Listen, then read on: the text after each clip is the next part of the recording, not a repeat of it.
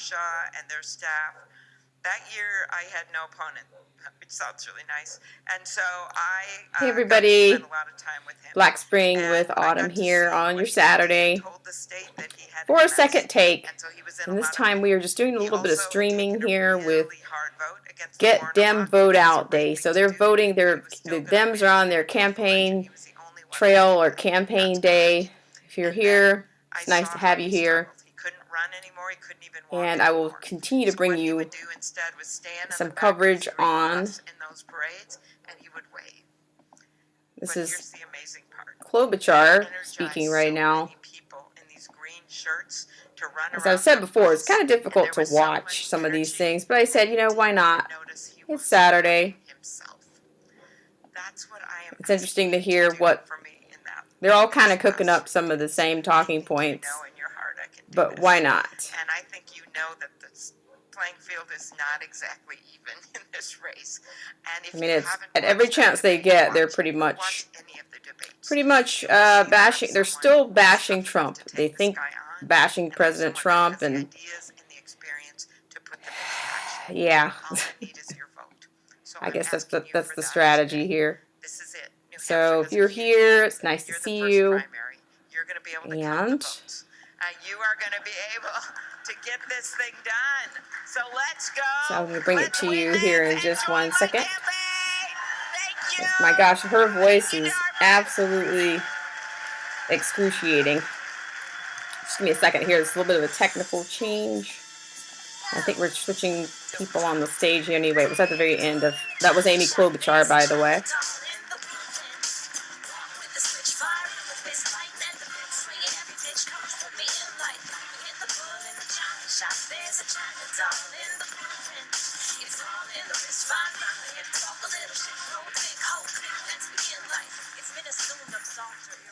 Scott Merrick, my state director. He was a state representative like everyone else in New Hampshire. And he worked for Senator Shaheen. He's doing a great job. So here's Scott. Thanks, Senator. For folks who want photos, it's a packed room. We're going to try to form a line if you could. We're going to go around the stage back here. Mitch is waving his hand. If you could all form a line this way, we'll get photos back here off the stage and then loop that way. Just FYI, you know, if you're just joining me here, so we may even put her on pause just a second here.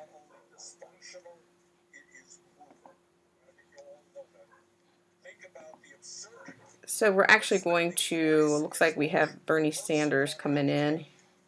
Yes, so without further ado, I'll take you to Bernie Sanders. We got 87 million people who are uninsured or underinsured. 30,000 people died last year because they couldn't get to a doctor on time because they didn't have any health insurance. And 500,000 people went bankrupt because of medically related death. In America, you should not go bankrupt because you are dealing with cancer or Alzheimer's or heart disease. We are going to put an end to that. Healthcare is a human right, not a business. 4 years ago, when I came to New Hampshire, I was asked about what are some of the major national security challenges that we face. And my answer was at the top of the list, it is climate change. 4 years ago, that seemed like a radical idea. Not anymore, because that is exactly what the scientific community is telling us. What they are telling us is they have underestimated the speed and degree to which climate change is ravaging our country and the world. And they are telling us that if we do not get our act together immediately, what we're going to see is rising sea levels inundate coastal areas all over our country and the world. You're going to see Sanders. drought. You're going to see the fires, the terrible fires that are burning now in Australia, that burned in California. That is going to be the norm. What you're going to see is more extreme weather disturbances that hit Venice, Italy, that hit Houston, Texas. Incredible floods. What you're going to see is the acidification of the ocean, people not able to eat the fish that they depend upon for their protein. And what the UN tells us, if we don't get our No. act together, Oh my we're talking gosh. about at the end of the century, As you can see, millions and millions of what the climate UN tells refugees, us. people who can no longer stay in their own communities because there's no clean water to drink. there's Okay, no land to ladies grow and gentlemen, if you crops, don't know, the and UN is a people communist migrate by the organization. millions. That will cause war Just and had to international add that to tension. Bernie's That's what the scientists are telling us. And it is an rhetoric. embarrassment to us all that we have an administration in Washington now that rejects science. So I will tell you, our administration will listen to the scientists. We will act boldly. And the complexity of this problem is that it's not just an American issue. We could do all the right things tomorrow in transforming our energy system, but if we don't have the cooperation of countries around the world, we will fail. And the planet we leave to these beautiful kids will be increasingly unhealthy and uninhabitable. So as President of the United States, this may seem like a radical idea, but my mission will be to speak to the people in China, in Russia, in India, in Pakistan, in Brazil, countries all over the world, and make it clear that we are in this together. And that maybe, just maybe, now I know this is a radical idea, we're going to have to overcome a whole lot of pressure to make it happen. But maybe we can make the case to countries all over the world that instead of spending $1.8 trillion a year collectively on weapons of destruction designed to kill each other, that maybe we can work together, pool our resources, and fight our common enemy, which is climate change. That is what the And what we believe as a nation, when we talk about an agenda that works for working families, we're going to end the disgrace of having more people in jail than any other country on earth. We are going to bring fundamental change to a broken and racist criminal justice system. We're going to invest in our young people in jobs and education, not more jails and incarceration. We're going to end private prisons and detention centers in America. We're going to end the so-called war on drugs and legalize marijuana in every state in this country and expunge the records of those who have been arrested for possession of marijuana. Ay, ay, ay. And instead of demonizing the undocumented, we are going to pass comprehensive immigration reform and a path towards citizenship. Under our administration, Sorry, a little bit of technical difficulty there. agents will not be grabbing babies from the arms of their mothers, and on day one, we will restore the legal status of the 1.8 million young people eligible for the DACA program. Under our administration, gun safety legislation will be written by the American people, not the NRA. We are not intimidated by the NRA like Trump and the Republican leadership are. All right, we are going to pass gun safety legislation, which includes universal background checks, ending the so-called gun show loophole, the straw man provision, and we are going to do what a majority of the American people want now, something I have supported for 30 years, and that is end the sale and distribution of assault weapons in this country.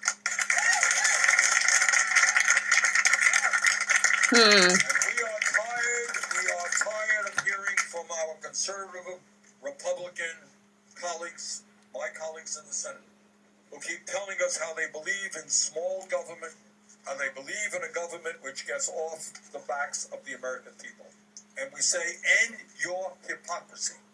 If you believe in a government that gets off the backs of the American people, understand that it is women who have a right to control their own bodies, not the government. Be consistent. Stop the hypocrisy.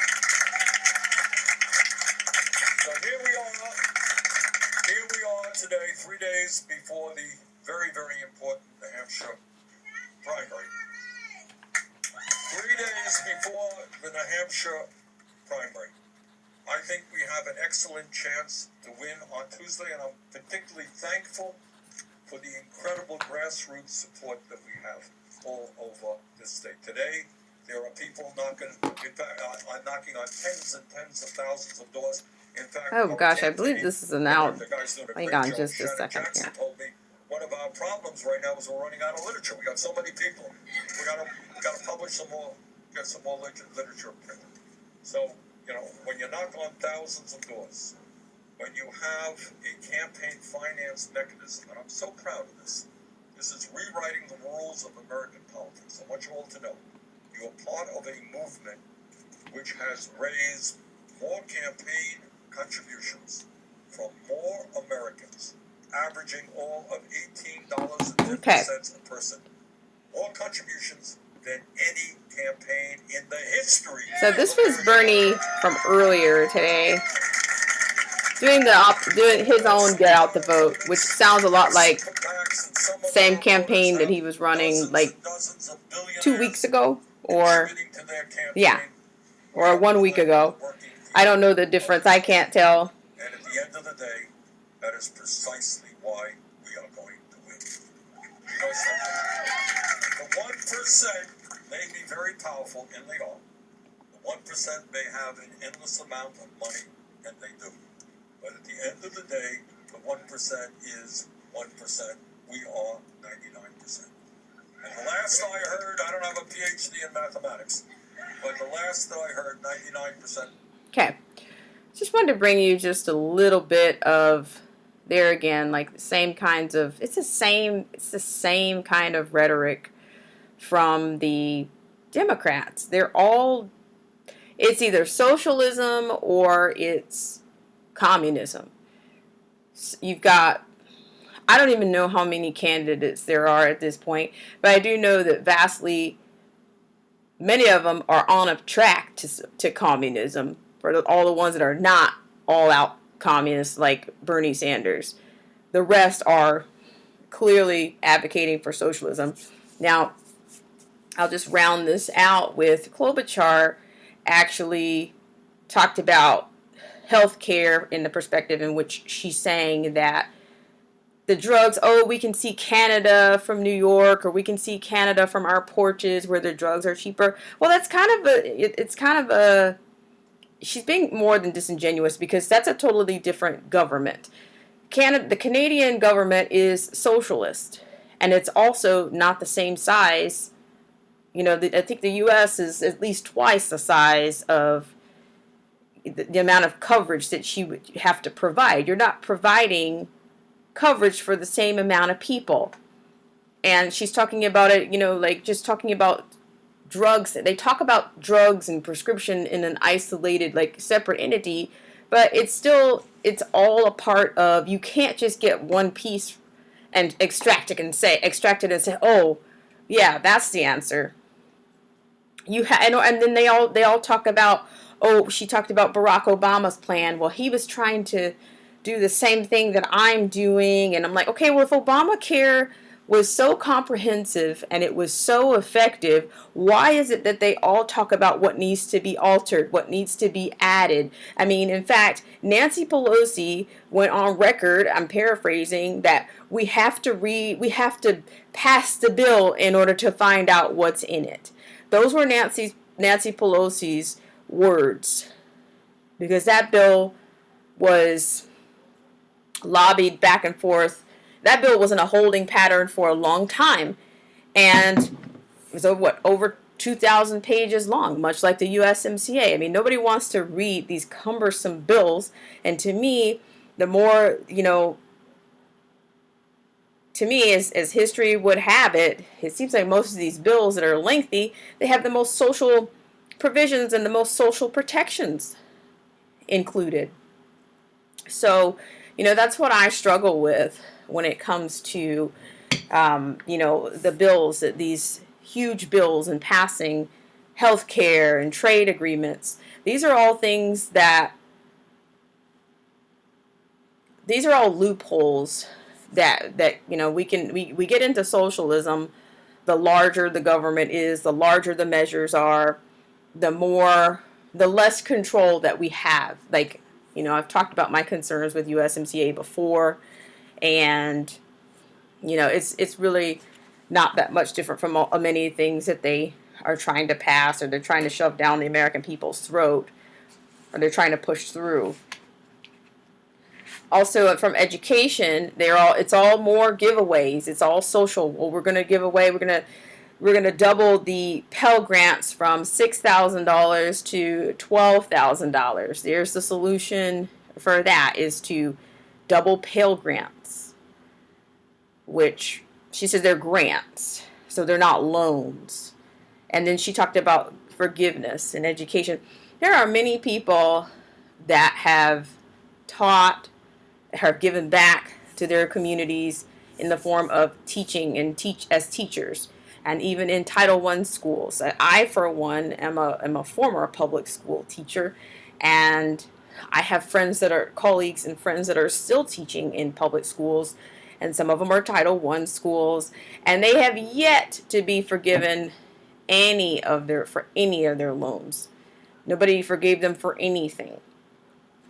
Not to say that that it should be forgiven, but why create an expectation for forgiveness? So her plan in education works because it includes forgiveness on some level. I mean, and I even heard that was a scam. It actually turned out being a scam, a sham. So I'm saying this is just me doing a little bit of commentary randomly. If you're here, I'm always happy to have you guys stop by and say hi on Black Spring with Autumn. And it's nice to hear from you. So if you just drop in, if you're only able to listen, I'm totally fine with that. I'm totally happy with that. And it's always nice to have you here. But these are the kinds of, they're just really not offering anything. They're not offering plans. They keep offering racism, and they keep their core things at the front. And it always goes back to racism and marginalization and demoralizing people. And last night's debate was more handouts and, oh, we got to do this. We got to hand out something to these poor black people. We got to put some cash into these poor black people's hands. And, it's just generally,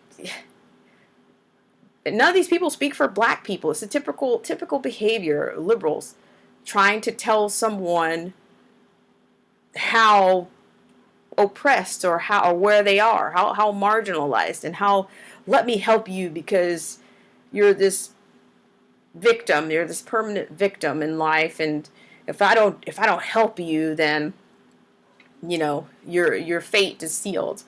And I'm really kind of getting sick of that theme, and I'm not a fan of CNN, and I never even profess myself personally as a Democrat. I acted as a Democrat in 2 terms with President Barack Obama. I've said that on many streams and in many videos because that's true.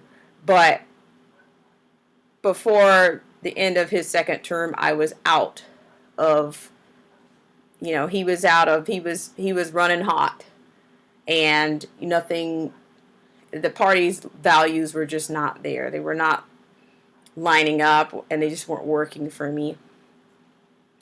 So at another time, I will bring you another live stream. My plan is to eventually bring a actual live stream with a panel guest. I will tell you at a later date what that particular topic will be referring to. So I appreciate you again for hanging in here with me for this Get Dem Vote Out, or the Dems Get the Vote Out. And if you'd like to share, subscribe, comment, however you'd like to engage, I'm always open to hear from you. So thank you so much again. And I will see you again next time on Black Spring with Autumn.